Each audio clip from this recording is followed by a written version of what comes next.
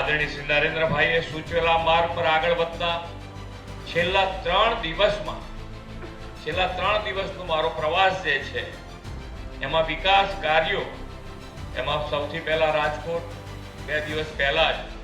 545 કરોડ રૂપિયા, ગઈકાલે ગાંધીધામ અને ભુજમાં 176 અને 503 કરોડ રૂપિયા, અને આજે સૌરાષ્ટ્રના પેરિસ, છોટે કાશી એવા જામનગરમાં 622 કરોડ રૂપિયા, એમ છેલ્લા 3 દિવસમાં 1846 કરોડ રૂપિયાના વિકાસ કામોની ભેટ પડી. આપણે આ બધું જ તો જોઈએ છીએ, આ બધા માટે આપણે તાલી પણ વગાડીએ છીએ, પણ આ જે બદલાવ આવ્યો છે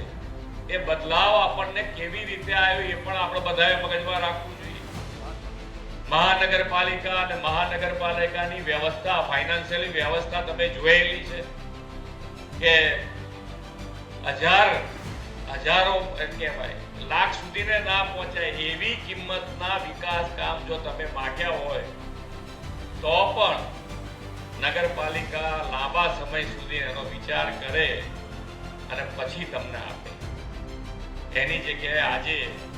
અહીંયા સામે બેઠેલા અમારા સ્ટુડન્ટથી માંડીને બધાએ કે ભાઈ દરેકના મગજમાં લાખનો આંકડો તો જાણે ભૂલાઈ જ ગયો હોય એવી રીતે ભૂલી